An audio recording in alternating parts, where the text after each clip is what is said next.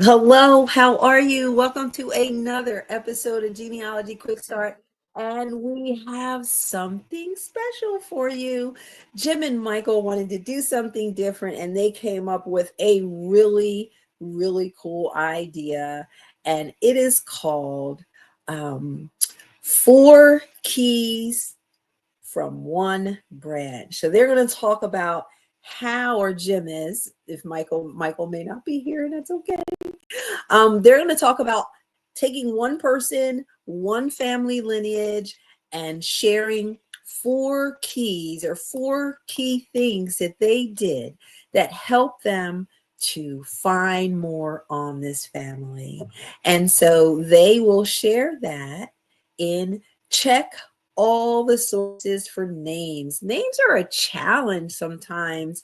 And Jim is going to talk to us about how he is going to help us to check all those sources for names. And then I am going to share something that is near and dear to my heart, and that's the Pennsylvania Abolition Society. If you knew, do you know of a freedom seeker from, back in the day, pre-1865? They might be in these records. Do you know an abolitionist? Maybe you are the descendant of an abolitionist. They may be in these records. Possibly you may be a descendant of an enslaver. They also can be in these records. So let's go ahead and get started with our quick start. And I am going to first ask you to tell me where you are. And if you have a genealogy group, please add the name there so that we can share your group with others. The number one thing that every genealogist should do is be a member of a genealogy group. Are you a member of a genealogy group? If not, there's one in your area. So you can join a genealogy group that has something to do with where you're researching. You can join a genealogy group that has something to do with your area. And so, example, in Philadelphia, they have the African American Genealogy Group. Do you think that they are only researching Philly? No, they are researching all over the world. Okay. The point of being in a genealogy group is to help you to stay on top of what's happening in the world of genealogy. And you know what's happening in the world of genealogy? My buddy, columnist and editor, James M. Beidler. Hey, Jim, how are you? Yes, I you are am just happening, dude. fine. Well, if you say so, then I must be. You must be. So, Jim, you come from a whole lot of Pennsylvanians. Um, were any of them a part of the abolitionist movement, or were any of them enslavers? Have you found anything about them during this revolutionary time period that would link them to the society? Unfortunately, no abolitionists that I know of, because most of my people are Berks and Lebanon counties. Even back then, it was a pretty conservative area, and abolition was kind of considered revolutionary. I do have, uh, yeah, I do have a few enslavers. Matter of fact, one I will talk about in passing tonight, who's the immigrant ancestor in the line that I'm going to talk about, in the branch I'm going to talk about. Uh, but yeah, that's as close as I know. I have kind of made in Pennsylvania German enslavers uh, a topic that I'm trying to gain knowledge about, and I've lectured a couple of times, very tentatively about it, because I think there's a whole lot more. There's not been much written about it, and what's been written about is contradictory. Uh, Hmm. so so I'm trying to gather more on that. Bravo to you, Jim. I am so inspired by you because This is important. We only hear about slavery in the South, but we know that slavery penetrated every area of this country. So bravo to you for taking the charge and getting out there and bringing some, I wasn't going to use the T word, bringing some light to this situation. Yeah. So thank you. Who do we have? We have Anita Payne. Hello, Anita from TNGS, Fayette County, Tennessee. Fayette County, Tennessee, and Family History Group. Thank you so much for being here. Hey, Jean Lucas Allen from Collegeville, Oggs Family Quest, and Greater Virginia, AAGG in Philly, South Carolina Historical Society. Gee, guess where I was? I was in South Carolina. And I did not want to come home. I am serious. Not that I don't love Jersey, but South Carolina was great. So I am super excited about your quick start. And I would love for you to share more about what we're going to talk about with this new segment. First, let's talk about, this isn't a traditional quick start. Step 1, step 2, step 3. What exactly is 4 keys on one branch? Well, and I really got to give all the credit to Michael, who's in the missing man formation tonight, but because he came up with the idea of focusing on one specific person or one small family, and kind of what are the lessons learned, what are the things about it, and the one he came up with as an example that's not going to be tonight's really blew me away and was kind of inspirational for me to come up with my own about my Kinser family. So, Kinser. All Kinser. right. So I'm excited about this, Michael. We don't know whether he's going to pop in or not. This is one of the times where he is in transit. And so we hope he's here, but he might not be here, and we'll see what happens. So, Jim, are you ready for your 4 keys? Let's bring it. All right. We are bringing it. So who are we talking about today? What is our branch, our one branch? Yeah. This is going to revolve around a man named in German. He's known as Johannes. In English as John. Those are cognates. It's not difficult. And then records about him give all sorts of spellings of his last name. The name has kind of standardized today as Kinzer, Kintzer,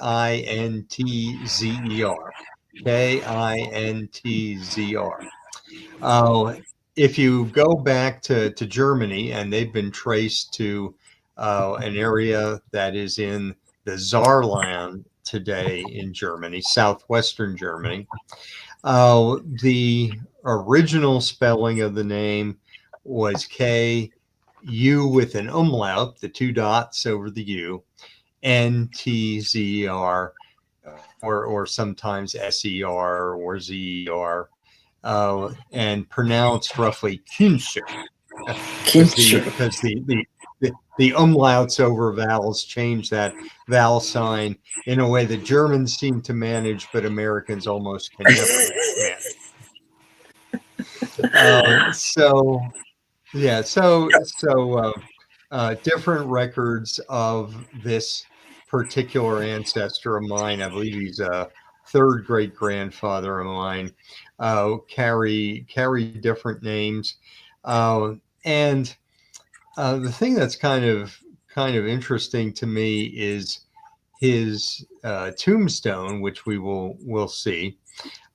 Even though most of it is written in German, and in the time he died in the mid 1800s, that was still very common in my area of Pennsylvania. No, in the mid 1800s, still German. Into Okay. sometimes into the early 1900s. Yeah.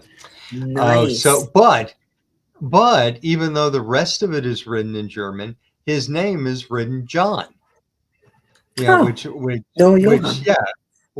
yeah, yeah, not Johann, not Johannes, not Hans. It's written as John. So that's of interest. All Um, right. You want yeah, me to start with the keys? yeah. All right. All right. Let's go ahead and start with the first key for check all the sources for names. And Jim's going to show you how to do that. So, key one is surname spelling variants are often phonetic. So, it's Yeah, found. right. I started saying how that U with an umlaut becomes an I, and that's simply because that sound of the umlauted U in German about the best they could do in English was an I in many cases. So that if you know your German phonetics, then you'll more successfly go back and forth with that. The other thing that's distinctive is that the K also can be a C or even a G phonetically. Now, in the case of this individual, I didn't find any uh, records about him with an initial G. No Uh, Ginsers. no Okay. Ginsers, but in the opposite, I have another ancestor named Adam Gruber that his estate paper is filed as Adam Kruger with the K, the G moving to a K. So they can all go back and forth. I can see it And with then the R. That also, makes sense with the R. Not that I know anything about German anything, but I could see phonetically like how the C and the G with the R, but by itself it doesn't seem weird. It seems yeah, weird. yeah, yeah, But yeah. did you want to promote a person who can help with like German spelling and all of that, your friend? Well, there's always Katie Schober of Germanology Unlocked, of course. Yes, all things German language and script and all that type of stuff. Katie Schober. Hmm. All right. Is there anything else you wanted to add? And we're going to show some examples of some of this stuff after we go through the keys. Did you want to Just go to key two? just no, just making the comment of that this Johannes Kinzer is a grandson of a Nicholas Kinzer who was the immigrant and was an enslaver. He was a fairly wealthy man. I mean, I think he's documented as having four enslaved people. Which in Pennsylvania is substantial. Yeah, that's Uh, like a roots plantation in Pennsylvania. it is. Not It exactly, but is. it is a lot. Yeah. And the other thing is I'm a descendant of these Kinzers two different ways through two different children of that immigrant Nicholas Kinzer. One is through this grandchild, and then another through one of his daughters, who then we lose the Kinzer name. Okay. Ready for key number two? Yes. All right. Number two is family Bibles may not stay in families. This is a real key. Can you elaborate on that? I sure can, and I've told parts of this tale on previous quick starts, but now I kind of have the end to the story. And the story in brief is that oh oh gosh, about 12 years ago, I found out about a Bible published in 1720 in Basel, Switzerland, that what had family data in it from referencing 7 different direct line ancestors of mine, including these Kinzers. I found out about it because a correspondent of mine used to go to auctions. This had already been auctioned off. Who? Yeah. So I wrote a blind letter to the winning bidder, and the winning bidder did actually call me. But unfortunately, he was a collector, and he said, "Yeah, this looks really good on my coffee table." I I I didn't say to him what I really wanted to say to him. Thank you, Just Jim. said, "I hope you'll keep me in mind in the future." And of course, I thought, well, I'm never going to hear from this guy again. Well, fast forward to last Christmas time, and my girlfriend and I are at a party of a woman named Lisa Minardi in the Philadelphia area. Lisa. Lisa. And long story short, is it turns out her boyfriend, Michael, is the guy who was the winning bidder of this Bible. Are you kidding me? You can't make this stuff up. And so he had actually brought it to the party and gave it to me on loan at the time. And so of course I kept it, I photographed it. And then finally, I got around to Lisa. I'm like, okay, what are we going to do with this? I'm happy to pay pretty much anything he wants. And Wow. so Lisa brokered the deal for me, uh, and so that is now looking good on my coffee table. On your coffee, on the Yeah, descendants' coffee yeah, table. I love yeah, that. I can't wait to show everyone what that Bible looks like. yes, yeah. And the thing, well, a couple of things here is obviously this Bible had passed out of the family at some point. I don't know who the seller was of the Bible at auction 12 years ago. It possibly had been out of the family longer even than that. But that gives you reasons to do your whole family research and to trace all the cousins, even distant cousins, because you don't know who an artifact may be in whose hands. Most definitely. Okay, great key number 2. Key number 3, and I can't Hmm. wait to show everyone the Bible. It does look pretty good. Birth dates may or not be exact, especially on tombstones. Do we need to even explain that one to genealogists? Well, go ahead, give us some tips. Well, a lot of people, think, well, it's written in stone. Yeah, well, that means somebody carved it, but it doesn't mean somebody miscarved it. Very Now true. the interesting thing in for this particular one uh, is that the man's tombstone, Johannes Kinzer or John Kinzer's tombstone, and his baptismal record in the register, in the family Bible register that we're going to show you, is exactly the same. New Year's Day in 1785. So this is one that it backs it all up. It brings it together. Don't count on that all the time Ooh. because there's a lot. Yeah, I mean, I've seen somebody's baptismal date used as a birth date. I've Yeah. seen people who obviously just did a subtraction wrong.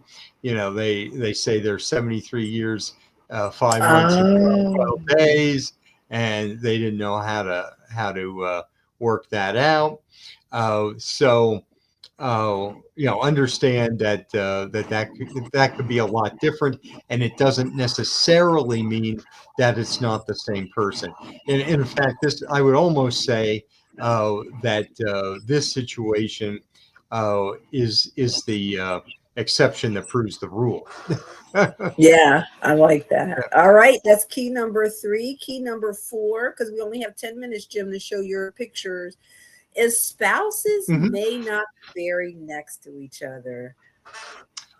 Yeah, and this actually plays off. I know sometime in the past, Michael and I have done a quick start about when you're researching in a cemetery, make sure you take photos not just of the particular ancestor's stone, but all the ones around it.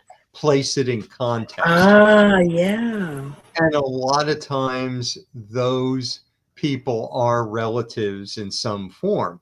Well, I'm just reversing that and giving you the opposite, that just because a spouse isn't buried next to him doesn't mean that that tombstone doesn't exist. And when we get to the photos, we'll show you where Sarah Zellers is, the wife of Johannes Kinzer. So here is uh, his tombstone on the old graveyard of St. John's Host Reformed Church in Western Berks County, Tulpehocken Township. Nicely detailed stone, doesn't show up terribly Very well. nice. Yeah, you do see here that it does have John, which is just has me shaking my head because I don't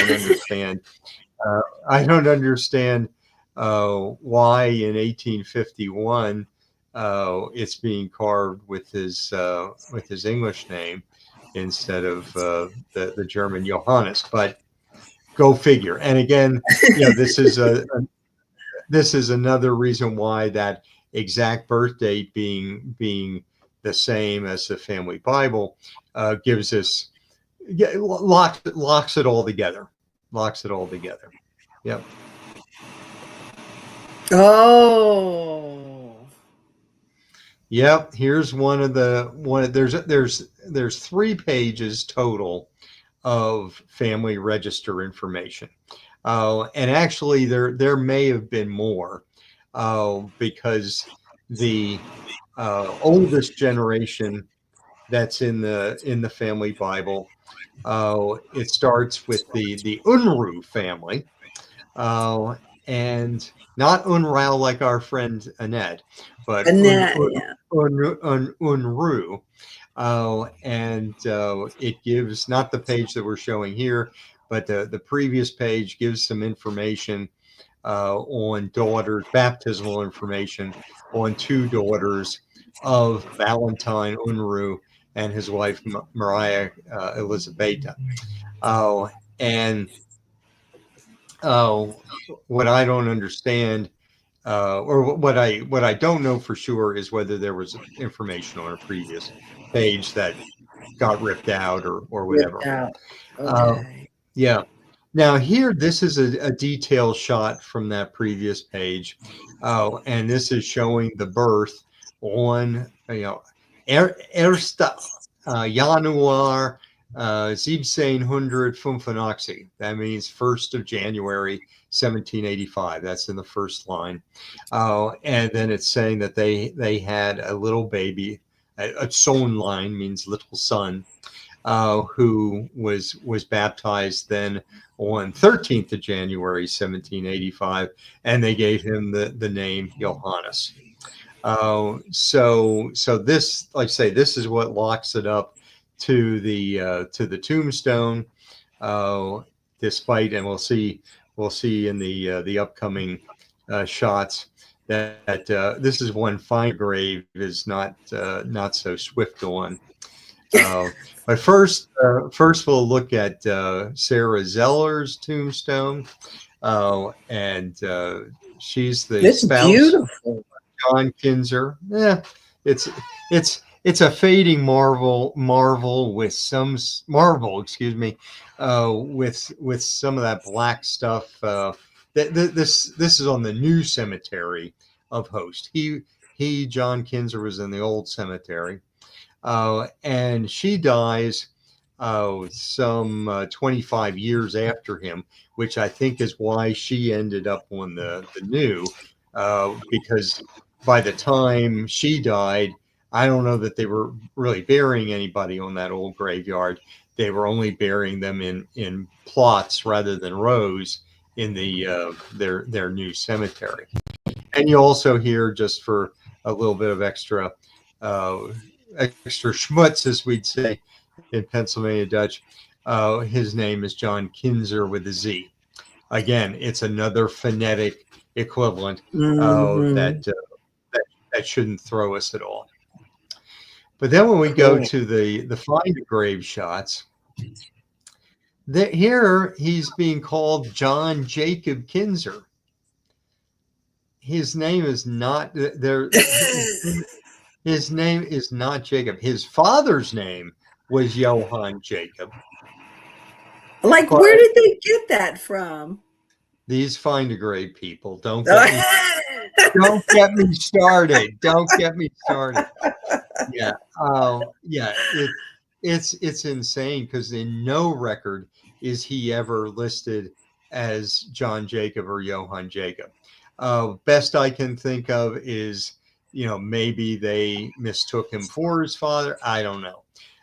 But it kind of drives me nuts that yeah that they have that. So, and one we already saw Sarah Zeller, but actually we saw her tombstone. Now here's the finder grave. Her actual surname, and this is minor, but her actual surname is Zeller, singular, not Yeah. Zellers with an S. And now that I do see going back fairly frequently. It does drive me nuts. But But it's like it's not on the headstone, right? So no, why are they putting it in her yeah, name? it's kind of sloppy stuff. Yeah, yeah, yeah. That would drive me crazy. So Hmm. how do you handle people doing that? Like, I've seen some serious fights about, like, why are you even putting my ancestor up there, and why is this information incorrect? Have you ever like had like a tussle with someone over your family information? The yeah the closest I've come to on that is a high school classmate of mine who died, and his original obituary that was obviously written by his family. There were some things that his family wanted to cover up, so it was a really awful generic obituary. Oh. Fortunately, his partner then got a hold of things and had the newspaper then publish a much longer, detailed, very correct obituary. But and I'm just going to call him a jerk. Some find a grave jerk was one of these guys who sucks up obituaries as soon as they're published. Okay. And so of course he published the first one Mm-hmm. on Find a Grave, and I did send him an email. Never heard back from him.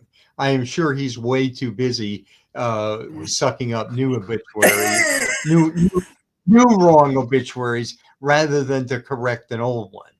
So, but yeah, Oh. that's the only Find a Grave tussle I've had, because I've heard so many of them are butt heads that it's life is too short, as they say. Life is too short. Jim, I really enjoyed your four keys. Let's take a Yeah. look at them. So check all the sources for the names. Key one, surname spelling variants are often phonetic. Key number two, family Bibles may not stay in the family. They may be in some person's coffee table who might have been the partner of somebody that's on the board with you. Key number three, birth dates may or may not be exact, especially on tombstones. Key number four, spouses may not be buried next to each other, even though I'm sure that's what they wanted, right, Jim? Not really. I'm making I have no idea what the relationship was. Thank you so much, Jim. Are you going to come back and You stay bet. with me? Thank you so Uh, much. I may take just a little break, and then but I'll be back for Okay. the end. Yeah. Thank you. Thank you You bet. very much. All right. Uh-huh. Thanks, Jim. Great quick start. Yeah. All right, let's split the show.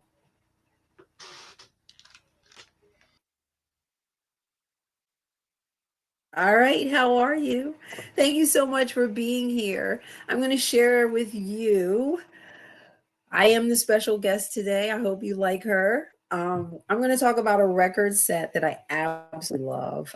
It is a record set that is pivotal for um, the abolition movement. And so, what I'm going to talk about is the Pennsylvania Abolition Society records. Have any of you seen these records? If you have, let me know in the chat whether you are watching live or in recording. Have you used these records? The other question I would ask you is, do you have any family stories of people who were freedom seekers, people who ran away from slavery? Or do you have any family stories about someone who was free and was kidnapped? Okay, that happened a lot.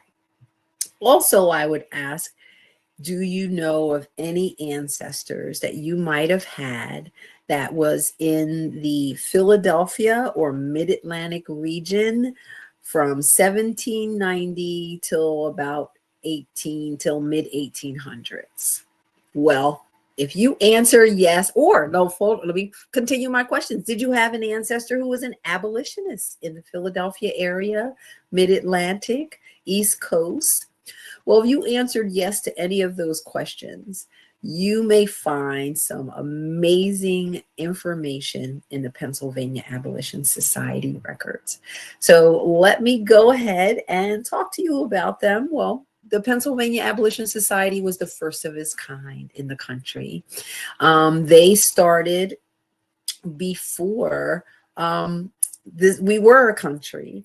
And so you want to check their records out. There's about 31 microfilm. I don't know how many feet that actually is, but it's not a huge collection, but it is kind of big. And so I'm going to go ahead and get started with the quick start. And so, if you are interested in researching these records, the first thing you want to do is gather all of the information that you know about your person and document it, write it down. The next thing that you want to do, step 2, is to review the finding aid for historical context. So, a finding aid is basically a guide that tells you what's in the collection. It gives you a nice description of the collection, and then it tells you how the records are arranged. Okay. And so there's a great guide. It's called the Microfilm Publication to the Pennsylvania Abolition Society Records. And it is available online. Just Google Microfilm Guide, Pennsylvania Abolition Society. There is a ProQuest version of it.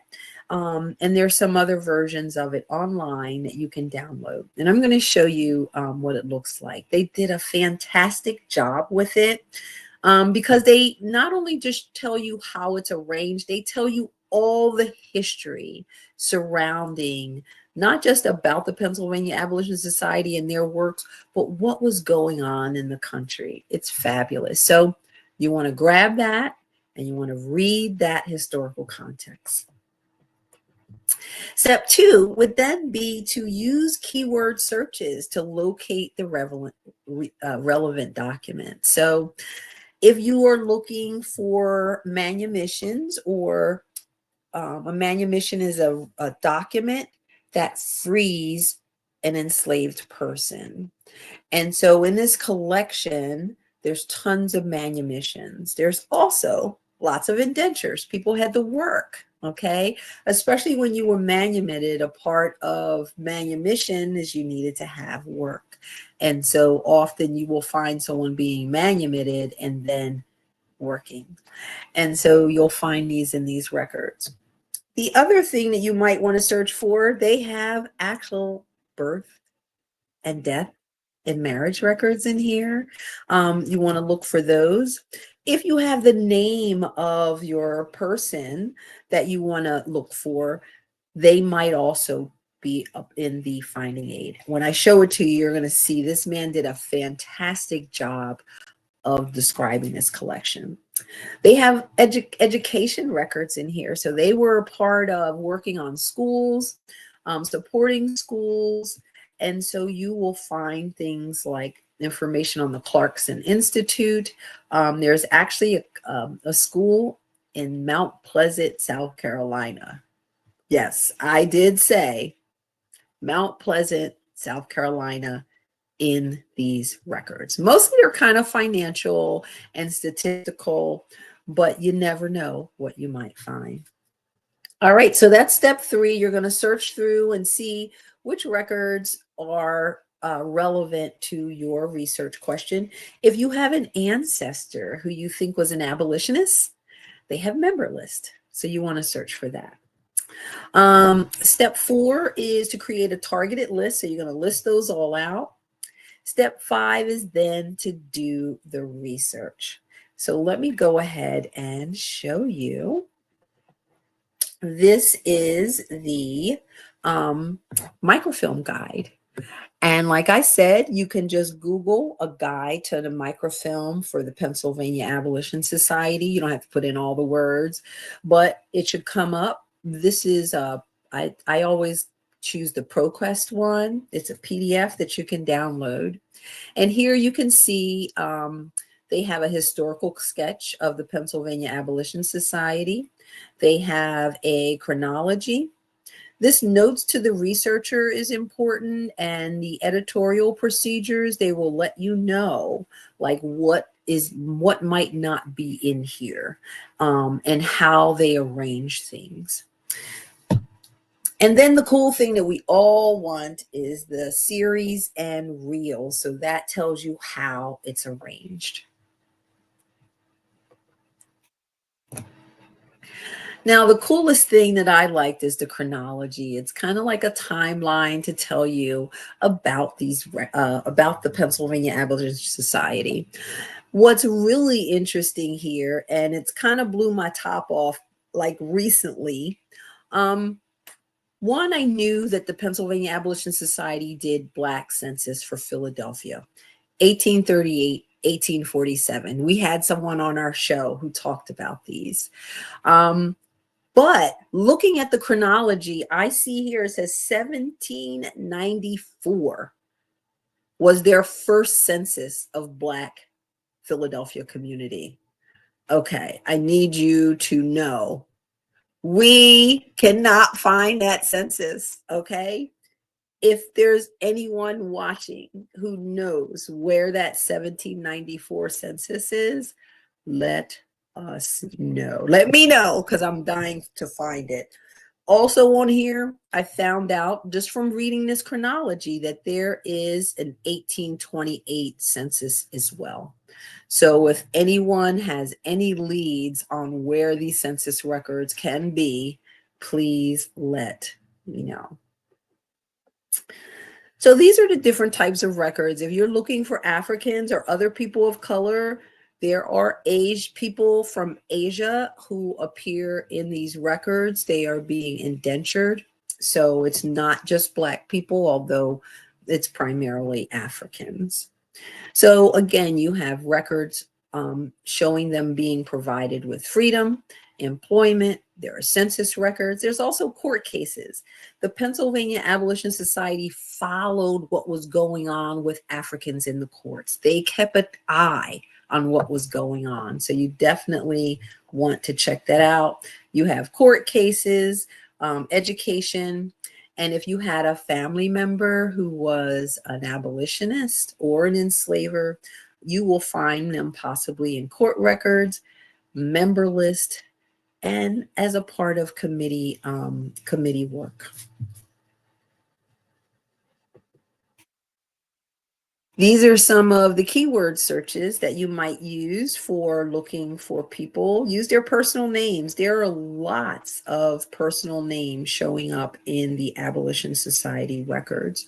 I mean, in the finding aid. Also search for the word employment. There was the Philadelphia House of Employment. So in addition to the indenture books, there'll be separate loose files of employment. Yeah, lots of keyword searches here. So this is an example showing you how the manumissions are ordered. So there's an index to them. All looks like there's an index to all of them. Oh yeah, here's the D index, and then you have the actual manumission books. More manumission books. Some of them have indexes in the beginning, and then you have your indenture books as well. And then after you have those big indenture books, you have list of more indentures, more manumissions. And one of them is for the Ganges. I don't know if you saw that episode where Dr. Michael came in and talked about the Ganges. That's when a slave ship was ordered to come to Philadelphia. It was illegal trade. They ordered them to Philadelphia. It was over 135 Africans that were freed and indentured in the city of Philadelphia, and they gave them all the last name of the person of the ship that rescued them, and that was Ganges. And so there are a lot of Ganges living in New Jersey, Pennsylvania area that can trace themselves to these Africans. Oh, my Jimbo's back. Hey, Jim. Have you ever met a Ganges before or heard the name Ganges in Philly yet? I mean, interestingly enough, I did get an email from folks who are heavily researching that whole thing about a progress report. So I'm kind of trying to keep up with it. Yeah. Yes, Dr. Michael. Yes, he did recently send out a progress report. And yeah, so you can see in addition to the books, then you have your miscellaneous indentures. Miscellaneous is always a great place to look. And then you have just straight up certificates of freedom, which are this kind of like your passport in a way. These records are available in a lot of places, but not as many as I wish. Textually, you can go to the Historical Society of Pennsylvania and view these records. They are available also on microfilm. So check your local universities. They might have it on microfilm. It was microfilm like a long, long time ago. And then the beautiful thing is, it's digital as well through Adams Matthew. It's a digital service online, and they have a package called Slavery, Abolition, and Social Justice. And there are I think 14 or so universities and historical societies that contributed. I think University of North Carolina, Berea College, I think Duke contributed. And so if they contributed, and you can just Google Adam Matthews, Slavery, Abolition, and Social Justice, it'll take you to their main page and it'll give you a list right there where you can see all the colleges. If you can go to that university, you can access this database or historical society. And the cool thing about it is that you can it's OCR'd. So you can actually do full text search through Adams Matthew. The other cool ways to access the Pennsylvania Abolition Society, one is 1838 Black Metropolis, and that's Michiko Quinones, who was a guest on our show, and Morgan Lloyd, co-founders. And they have the census. I mean, not only do they have the pages beautifully scanned, I'm going to show them to you, they have an index. They totally indexed it. And no, I would say they didn't index it. They transcribed it completely. And so you can look at that here. They are doing some really interesting stuff on the 1847. So we'll hear about that soon. And then Dr. Michael Kearney, he is the one who had fell in love with the Ganges story, and he has an online project, and I'm going to show that to you as well. He's doing genealogy. So this is an example of a manumission book. And so you have the column that says who is doing the manumitting, and then the person who is being set free, followed by the where you'll find them, which book, which page. And this page caught my attention because I see a lot that are manumitted with the same surname, Planter, Planter, Planter. And if you look over to who manumitted them, the people who are manumitting them, it looks like John Tetchel, I think, Teachel. And so John, there's this one person who's manumitting all of these people with last names. So having a last name is a big deal. And so I went to find the manumission, and it is from Accomack County, Virginia. So these are people, Accomack County, Virginia. And it lists the Negroes, first name, Shadrach, Joseph, Abel, Ignatius, okay, all of them. No surnames here, right?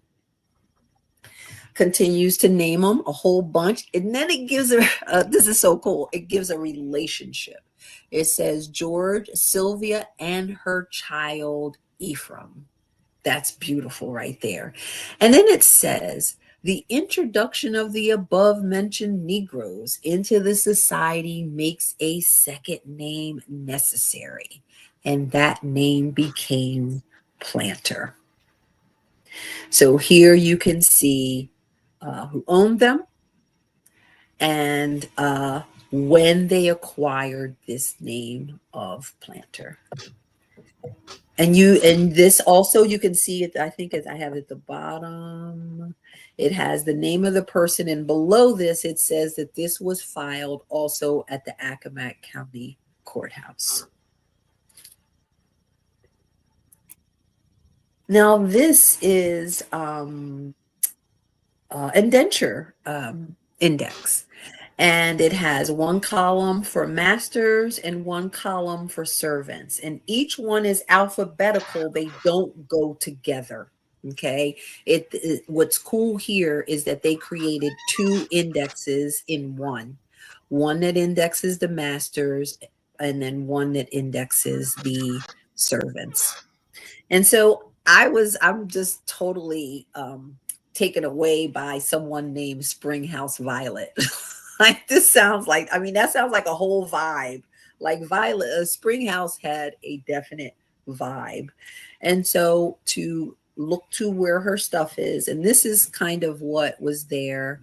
It's really just giving us her name, who she's bound to. So a denture is a binding to a person, who she's bound by, who she's bound to, when, before whom, usually a justice of the peace, I guess, and then the length of time and when this person would be set free.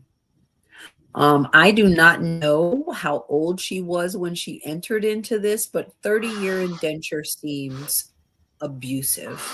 Like, I don't know, because I think in some cases they had to be of a certain age. I know I saw that. Jim, do you know anything about indentures and how old they had to be in order to be indentured? Because I read on one indenture that they needed to be 21 before they could start. So if she started at 21, she's almost, she's over 40 by the time, in the life expectancy, it's pretty low, So I don't know. Yeah. Well, what I suspect on these, and this is not my original knowledge, but something I've gained by doing a little bit of lecturing on the topic, is I believe these people are people who were registered. In other words, a child of a enslaved person who was registered at birth, and under the Gradual Abolition Act, they could be bound for 28 years as an indentured servant. From So birth. I think that's, yeah, yeah, I think Okay. that, well, or from whenever the enslaver Legislation. registered it, from whenever I mean, the legislation was 1780, but then, uh, they could, at any time, register someone who, well, they needed to register anyone who they had already hold, and that would be for lifetime if they had held them before the Gradual Abolition Act. Then any new child of an enslaved person after 1780, they could bind for a maximum of 28 years. Okay. Oh, and like I say, it was pointed out to me when I last lectured on this, that technically, because I had said they would be a slave for 28 years. No, according to the law, it was an indentured servitude contract of 28 years, for those who were uh, born to enslaved mothers. So, so I think And that's so what that's definitely a different caste than being enslaved. well, I'm only from the standpoint that it wasn't going to be lifetime. Yes, that's it. Yeah, yeah. It has I an mean, end date. right. Yeah, expiration date. Yeah. Yeah, How, as far as treatment or anything like that, the person was essentially an enslaved person. Uh, pretty much. yeah. Yeah. So, because you're white indentured servants, I mean, those contracts, the most they would run was 7 years. So there's a very qualitative difference, between Huge. white indentured servants and blacks who are being forced into this, and again, white indentured servants, they're willingly entering into a contract. These children of enslaved mothers, as long Have as no long as choice. no choice, as long as the enslaver registered them, they're they're bound for 28 years. Yep.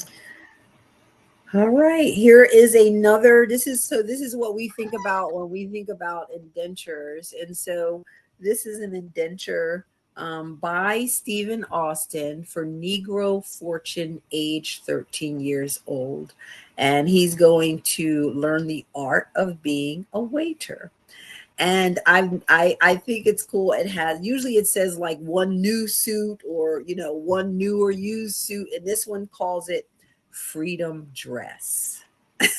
Ah, yeah. And so a lot of people, I mean, I never knew that there were slave clothing. Like there's actual clothing that was for enslaved people. And so it seems like, Fortune is going to now have, freedom. He's not going to have to wear his slave clothes anymore. He's going to have a freedom dress. That's wonderful. Yes. And then here's a marriage that I found in there from 1794. It's fantastic handwriting, and it's of a Robert Jackson. You can see African, and he is. It says he's the son of, so it's giving a relationship, parents. He's in there from Maryland, and he's marrying Judith Jones. We have a female surname, and her parents. She's from Delaware. They're from Delaware, and we have their ages 25 and 22, and this is from 1794. So don't think you can't get these 18th century marriages for African Americans. And this right here, let me take our faces off, is my absolute favorite birth certificate in the whole world. And it's telling us that I gotta make this bigger, sorry. And so it's telling us that unto Greg Melvin, a free Negro man, and Clara, to present to Fanny and who they worked for, and it's telling us that they had a child. And the person is telling us that the child's name is Robert Hall Melvin. And who is the reporter? The proud grandmama. So we have 3 generations. I put marriage, it's actually a birth certificate. We have 3 generations on this single record. This is why manuscripts are so freaking cool, because you never know what you're going to find.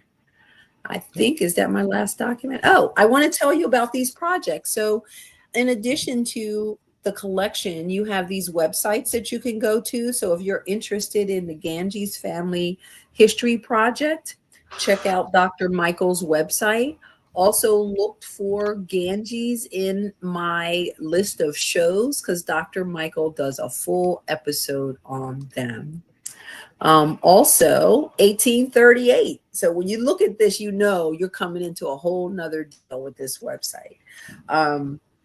They do a fantastic job. Their whole thing is they are bringing to life the narratives of these Africans listed in this census in 1838. So why did they take this census? I found out from Michiko and Morgan that they were planning to remove the voting rights for Africans. They had the right to vote, and they were removing it. And the Quakers and the Pennsylvania Abolition Society wanted to show how industrious the Africans were. And so they decided to take this census.